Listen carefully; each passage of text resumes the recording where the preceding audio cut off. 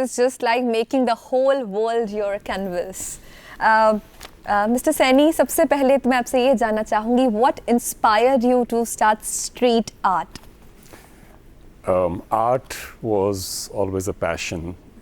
बचपन से ही मुझे बहुत शौक था कुछ ना कुछ ड्राइंग करने का, चाहे वो फ्लोर पे लंबी ट्रेन बनाने का चौक से, और एक्चुअली वॉल आर्ट का मौका बहुत पहले ही स्कूल में हमारे मिल गया था। पुराने बैरक्स हुआ करते थे, तो वहाँ पर एक बार समर कैंप हुआ, तो उन्होंने बोला कि बैरक टूटने वाला है, क्यों ना इसको थोड़ा बहुत हम कुछ इसके ऊपर करें।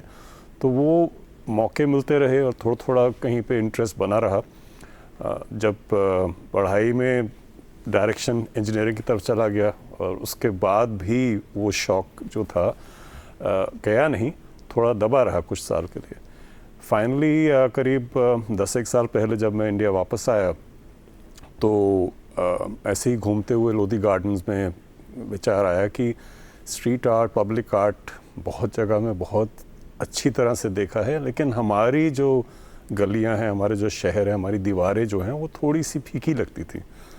तो उसी हिसाब से सोचा कि हमारे जो गार्डन है, इसके जो कूड़े के डब्बे हैं, उसको अभी कुछ ध्यान में नहीं आ रहा लोगों के कि इसको इस्तेमाल करें नहीं करें, नज़र भी आ रहा है कि नहीं आ रहा उनको, क्यों ना इसको हम थोड़ा सा प्रोमिनेंट करें कुछ आर्ट के ज़रिए। तो शुरुआत ऐसे ही हुई, ये सोच के नहीं हुई कि हम बहुत बड़ा कुछ स्ट्रीट आर्ट करने वाले हैं पूरे इंडिया में, लेकिन छोटा सा एक प्रोजेक्ट शुरू किया, कोशिश की, और उस कोशिश को आगे लेके आए। So you followed your passion, street art की requirements क्या हैं, आपका सर्कल कैसे फॉर्म होता है? Because this is a very unique form of expression, not everybody is into it, but सब देख सकते हैं, उसको appreciate कर सकते हैं. So what is the mindset, what's the thinking? Street art का सबसे बड़ा जो मुझे पॉजिटिव एक नज़रिया नज़र आता है, दिखता है सबको, कि वो आर्ट को पब्लिक के सामने लेके आता है। गैलरीज़ में, स्टूडियोज़ में, एग्जिबिशंस में लोग जाते हैं, तब जाके उनको वो आर्ट देखने को मिलता है। लेकिन स्ट्रीट आर्ट जो है, स्ट्रीट्स में ही वो कला लेके आता है, तो उससे जो इंटरेक्शन लोगों का बन जाता है, while being painted and after being painted। तो जब आप बना रहे हैं कला, वहाँ पर जो चित्र बना रहे हैं, और जब बन जाती हैं, दोनों का इंटरेक्शन अलग रहता है, और दोनों का इंटरेक्शन बहुत इंटरेस्टिंग रहता है, क्योंकि एक अलग सी चीज़ नज़र आती है। आई थिंक बहुत पहले एक टाइम पर मूवी के पोस्टर्स जो थे वो भी पेंट किए जाते थे दीवारों पे, खासकर बॉम्बे वगैरह में। अब वो सब चीज़ें प्रिंट होके लग जाती हैं, तो पता नहीं चलता कब रात रात में नया पोस्टर लग गया।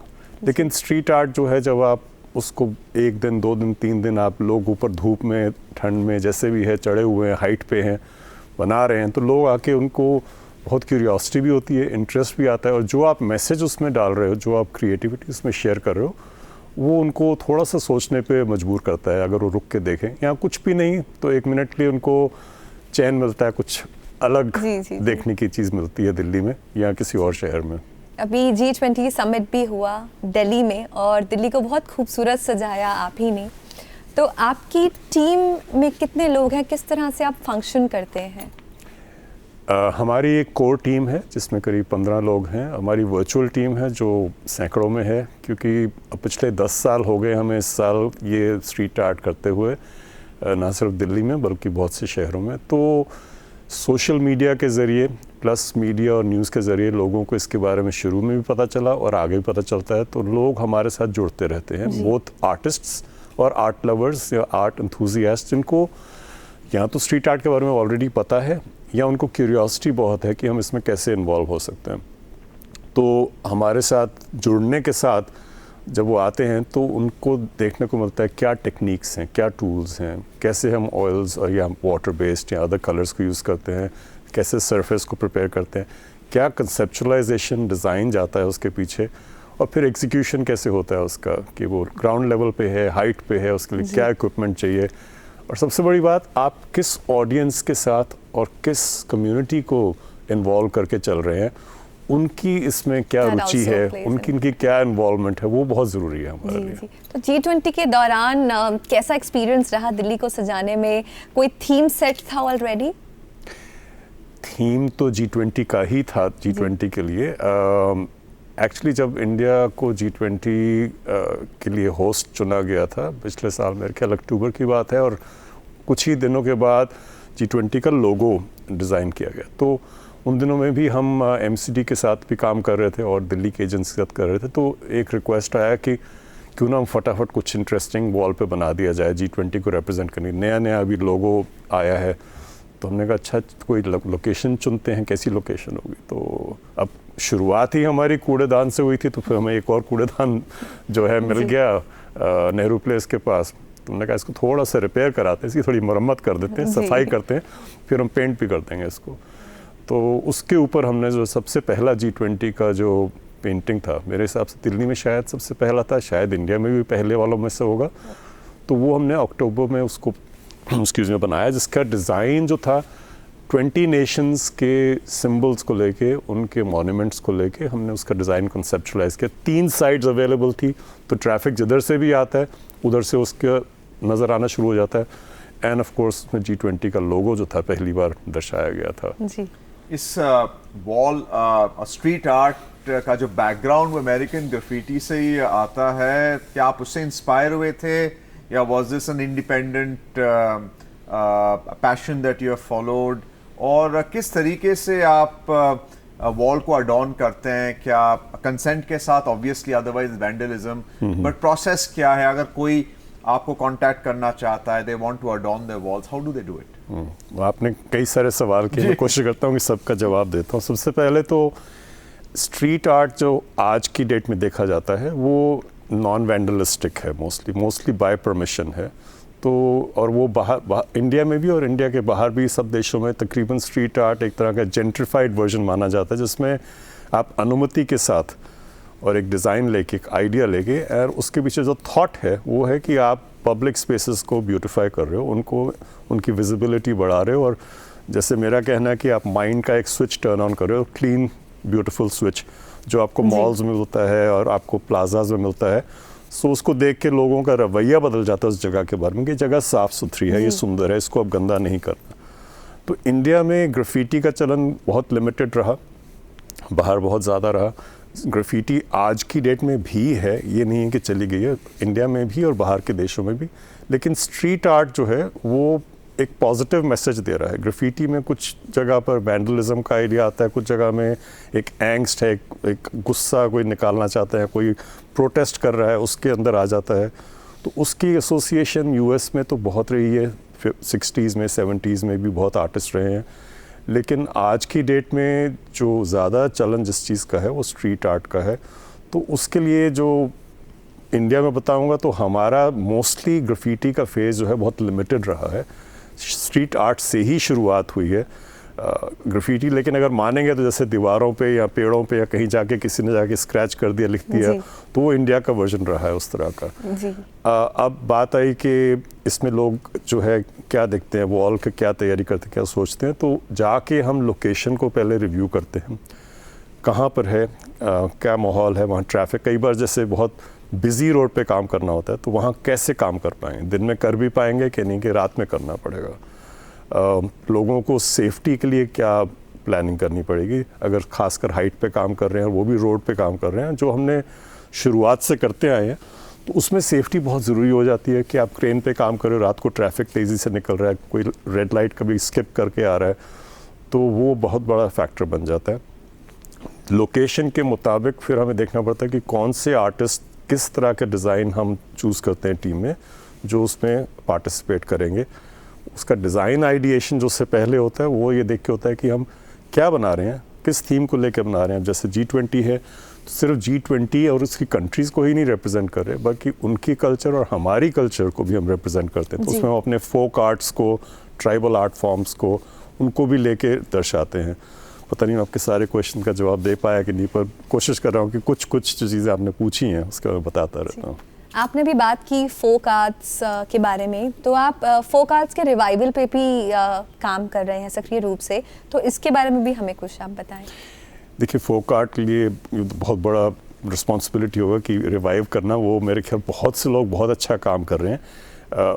हम बहुत थोड़ा सा योगदान देते हैं क्योंकि हम शुरू से ही, मेरा इंटरेस्ट रहा है कि हर तरह का आर्ट हो, हर जॉनरा का आर्ट जो हो, उसकी रिप्रेजेंटेशन हमारे पब्लिक आर्ट में, पब्लिक स्पेसेस में होनी चाहिए।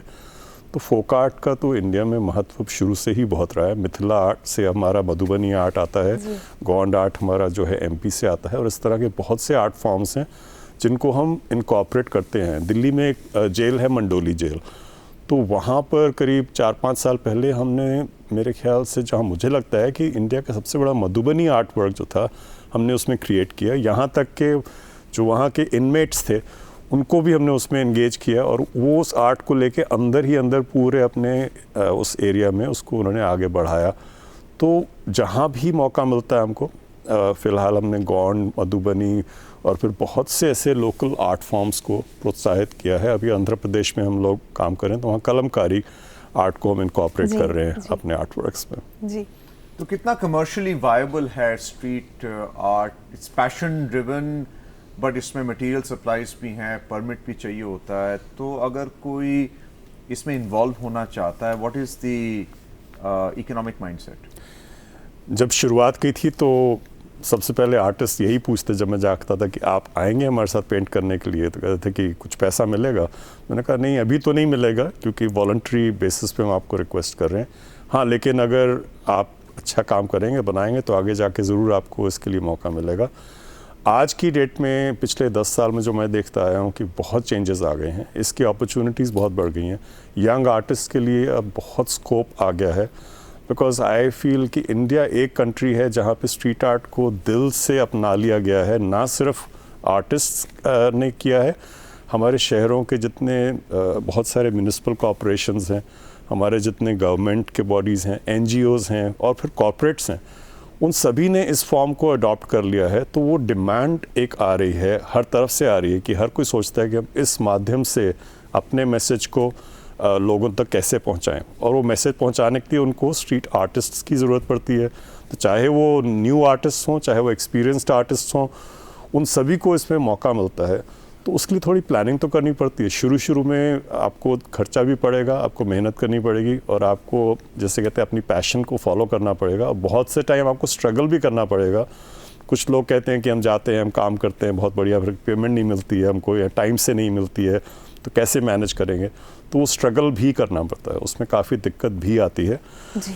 लेकिन जैसे कहते हैं, अगर एक बार आपने मन में ठान ही लिया कि ये करना है, तो there is no limit to what you can do with it, both creatively and commercially. जी, आप this is I think form of expression जिसको बहुत सारे लोग एक साथ देख सकते हैं, because if you talk about any other art, वो गैलरीज तक ही सीमित रहता है। बच्चों को भी आप इन्वॉल्व करते हो while you are creating this street arts, because बच्चों को बहुत अच्छे अच्छे मैसेजेस मिलते हैं जब वो ऐसा कुछ क्रिएट करते हैं। तो एक्चुअली हमारे ऑर्गेनाइजेशन का शुरू से ही ये असूल रहा है कि हम कम्युनिटीज़ को बहुत इन्वॉल्व करें, और पहले ही दिनों में जब हमने लोधी गार्डन के कूड़े के डब्बे पेंट करने शुरू किए तो हमें बहुत से रिक्वेस्ट आते थे कि एक तो बहुत ही इंटरेस्टिंग रिक्वेस्ट आया कि मैं 10-12 बच्चों को लेके आना चाहती हूँ आपके वहाँ पे, हम कर सकते हैं? मैं कहा बिल्कुल आइए, क्योंकि पब्लिक पार्क है और इससे अच्छा क्या होगा। और वो करने के आना चाहते थे, अपने बच्चे का बर्थडे मनाने आना चाहते थे, and the part of the birthday celebration वो चाहते थे कि सब मिल के वहाँ पर आके पेंटिंग करें। तो बच्चों का इन्वॉल्वमेंट हमारे साथ शुरू से ही बहुत रहा है। स्कूल्स में हम लोग बहुत जुड़े हुए हैं, कम से कम अब गिनती तो नहीं रखते, पर मेरे ख्याल से सैकड़ों स्कूल होंगे दिल्ली में, दिल्ली के बाहर भी, जिनके साथ हमने मिलके बच्चों के साथ, बच्चों के टीचर्स के साथ हम लोग काम करते हैं। और कुछ जो हैं जो प्लान्ड एक्टिविटीज़ होती हैं, कुछ हमारे जो इवेंट्स रहते हैं वो हम ओपन इवेंट्स में इनवाइट करते हैं, तो उसमें कोई एज ग्रुप रिस्ट्रिक्शन नहीं रहता, चाहे वो बच्चे हों। और बहुत से senior citizens, retired people, they also join us. फिर हर प्रोफेशन बैकग्राउंड के लोग, चाहे वो आर्किटेक्ट्स, इंजीनियर्स हैं, डॉक्टर्स हैं, लॉयर्स हैं, वो भी आके हमारे साथ उन इवेंट्स में जुड़ते हैं। जी, तो इस do you want to send a message on the Doordarshan morning show, क्योंकि जो स्ट्रीट आर्ट में इन्वॉल्व हैं, they have a certain unique outlook on life, उनका एक विजन है, एक पर्सपेक्टिव है, which is slightly different. Something you want to share with our viewers? हाँ, थोड़ा सा पागलपन ज़रूरी है। उसे आप पैशन कह लीजिए, या उसको आप अपनी एक फोकस कह लीजिए, वो होना बहुत ज़रूरी है। क्योंकि ये एक फील्ड है जो इतनी आसान फील्ड नहीं है, ये कोई जॉब नहीं है। जो आप जाएंगे और एक टाइम पे पहुंचेंगे और आपने कुछ काम किया, लंच ब्रेक लिया, फिर आपने शाम को अपनी गाड़ी में बैठे या स्कूटर में बैठे और वापस आ गए। Street art it's very much like being an entrepreneur. आप खुद अपने आप को मैनेज करते हैं, अपना टाइम मैनेज करते हैं, और आपका टाइम कई बार आपको मैनेज करना शुरू कर देता है, क्योंकि आपका काम ख़त्म नहीं होता, वक्त ख़त्म हो जाता है दिन भर का। तो कहाँ पर किस मौके पर जाके खाना है, किन लोगों के साथ आपको मिलना है, किन से परमिशन लेनी है, वो हर रोज़ वो चीज़ बदलती रहती है। उसमें कोई एक प्रोसेस नहीं है और एक कोई सीधी लाइन नहीं है, और हर नई लाइन जो आप उसको पकड़ते हैं उसके लिए आपको नई नई चीज़ें सीखनी भी पड़ती हैं और ट्राई भी करनी पड़ती हैं। तो be flexible, be open to change, because change is the only constant. कि वो चीज़ जो है वो बदलाव आपको हर रोज़ मिलेगा, वो न्यू एक्साइटमेंट आपको हर रोज़ मिलेगी, और उसी के ज़रिए जो है आप अपनी क्रिएटिविटी को अलग अलग तरह से एक्सप्रेस कर पाओगे। आज आपको पूरे विश्व भर में लोग सुन रहे होंगे, अगर किसी को आपसे जुड़ना हो, आपकी संस्थान के साथ जुड़ना हो, तो क्या माध्यम है? सोशल मीडिया जो है वो सबसे बेस्ट माध्यम है। उसमें हम सबको इनवाइट करते हैं हमारे साथ साइन अप करें, चाहे वो हमारे इंस्टा पेज पे या फेसबुक पे। और उसके अलावा जो है बहुत से हमारे कॉन्टैक्ट इन्फॉर्मेशन हर जगह अवेलेबल होती है। बहुत टाइम हमें व्हाट्सएप या कॉल्स भी आते हैं जो जुड़ना चाहते हैं। हम अनाउंस करते हैं अपने इवेंट्स को भी, हमने वर्कशॉप्स को भी। अब हमारा जो 10वीं हमारी एनिवर्सरी जो है, इस महीने हम 10वीं एनिवर्सरी अपनी मना रहे हैं, तो उसके उपलक्ष्य में हम बहुत से वर्कशॉप्स, बहुत से इवेंट्स, बहुत से अलग अलग कार्यक्रम कर रहे हैं, और जो चलते रहेंगे अभी कुछ और हफ्ते के लिए। तो हम चाहेंगे कि जितने ज़्यादा से ज़्यादा आर्टिस्ट हैं या आर्ट लवर्स हैं जो स्ट्रीट आर्ट सीखना चाहते हैं या ऑलरेडी स्ट्रीट आर्ट कर रहे हैं, वो ज़रूर आएँ, हमारे साथ इस जर्नी में हिस्सा बने और हमारे साथ आगे बढ़ें। जी बिल्कुल। So the metro station has become a symbol for street art as well, क्योंकि जो public है, they are commuting via the metro. It's the first thing they see when they enter the metro station. वहाँ पे आपकी क्या सोच है? What is the perspective of किस तरीके से उसको जो है conceptually आप डिज़ाइन करते हैं when you create art there? देखिए, चाहे वो मेट्रो स्टेशन हो या ट्रेन स्टेशन हो या बस स्टॉप हो, वो एक ऐसी जगह है जहाँ आमतौर पे लोग, पहली बात तो ये कि लोग थोड़ी जल्दी में रहते हैं। किसी को या तो गाड़ी पकड़नी है, या अगर जो पहुँच गया है वो जल्दी से घर पहुँचना चाहता है। तो आइडिया मोस्टली ये रहता है कि जो भी हम वहाँ पे क्रिएटिविटी दर्शाते हैं, जो बनाते हैं, वो डिस्ट्रैक्टिव नहीं होनी चाहिए, लेकिन ऐसी हो कि मैसेज अगर कुछ उसमें है तो वो जल्दी से उनको मैसेज मिल जाए, चाहे वो झलक देखते हुए निकले उसमें से, सबकॉन्शियस में हो जाए। हमें याद है एक जगह हम एंट्रेंस पे पेंट कर रहे थे और वहाँ पे काफ़ी ट्रैफिक था, लेकिन जो हमें लगा कि जो हम कर रहे हैं वो एकदम से क्लिक कर गया कि एकदम से वो डीटीसी की बस जो है ड्राइव करते हुए मुड़ रही है और ड्राइवर ने मुड़ते हुए हमें एक थम्स अप दिया वहाँ पर। तो वो जो चीज़ है, वो जो एक मोमेंट्री कनेक्शन बना है, जो उसमें चीज़ उसे नोटिस भी करी है और उसके जहन में गई है, वो हम चाहते हैं कि ऐसे लोकेशंस पे, चाहे वो स्टेशंस हों या जहाँ हो। हाँ, बहुत सी जगह ऐसी हैं जहाँ लोग बैठते हैं। तो ऐसे इलाहाबाद का स्टेशन में हम लोग बहुत पहले हम लोग गए थे, तो वहाँ हमने इंडिया के जो वेल नोन आर्टिस्ट्स हैं उनके आर्ट फॉर्म्स को लेके अडेप्ट करके और बहुत रिलैक्सिंग पीसफुल पोर्ट्रेट्स वगैरह बनाए थे, ताकि जो लोग वहाँ बैठे हुए हैं घंटों तक वेट कर रहे हैं अपने ट्रेन की, तो प्लेटफॉर्म का व्यू अलग रहेगा, एंट्रेंस का व्यू अलग, थॉट प्रोसेस अलग रहेगा। और अगर जो आसपास की भीड़ है उसको थोड़ा उससे मन एक मिनट के लिए हटाना है कि मेरी ट्रेन ना छूट जाए, उसका दिमाग, उसका जो हमारा डिज़ाइन है उसके लिए अलग रहेगा। और फिर लोकेशन पे बहुत डिपेंड करता है। खूबसूरती के साथ साथ आप एक जगह को ब्यूटीफाई तो कर ही रहे हैं, साथ में मैसेज भी दे रहे हैं एक वाइडर ऑडियंस को। आप जब एक बार वॉल आर्ट क्रिएट कर लेते हैं, उसको दोबारा से रिफर्निश करने की ज़रूरत रहती है, या once it's there forever? Yes and no.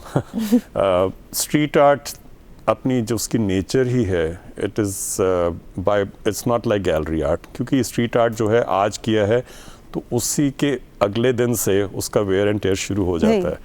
और उस वेयर एंड टेयर में भी एक खूबसूरती है, क्योंकि वो जो आर्ट वर्क है, अब आज अगर आप शंकर मार्केट कभी जाएंगे कनॉट प्लेस में, तो वो 9 साल पहले वो आर्ट वर्क बना था और आज भी वो वहाँ पर है। फेड हुआ है, कई जगह से चिपिंग हुई है, लेकिन वो है। और किस हालत में है जो है, और जो लोग उसकी स्टोरी आज सोचेंगे वो बहुत अलग है जो 9 साल पहले लोग उसके बारे में सोचते थे। तो कहीं कहीं पर ऐसा मौका आता है जहाँ पे हमें रिक्वेस्ट किया जाता है कि ये लोकेशन और ये आर्ट वर्क हम इसको छेड़ना नहीं चाहते, आप प्लीज़ आके इसको थोड़ा सा टचअप कर दीजिए। आमतौर पे वो नहीं होता। आमतौर पे एक बार चीज़ जब बन जाती है तो हम कोशिश करते हैं कि हम उससे डिटैच कर लें अपने आप को भी।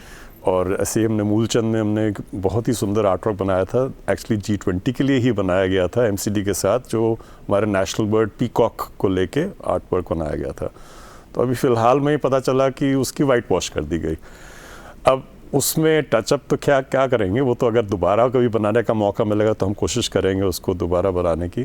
तो वो भी तभी हम उस बात को हम झेल पाते हैं कि हमने उससे अपने आप को डिटैच कर लिया, अलग कर लिया। अब उसकी उम्र चाहे 6 महीने है या 6 साल है, वो हमारे हाथ में नहीं है। लेकिन हाँ, अगर ज़रूरत पड़ती है और रिक्वेस्ट आती है तो डेफिनेटली जाकर हम उसको थोड़ा बहुत टचअप या एम्बेलिश करते हैं। जी, well thank you so much mister Yogesh Saini हमारे साथ आज जुड़ने के लिए और पूरे भारत को, इनफैक्ट पूरे वर्ल्ड को इतना खूबसूरत बनाने के लिए और इतना खूबसूरत मैसेज देने के लिए अपने वॉल आर्ट के through. Thank you very much, बहुत बहुत धन्यवाद।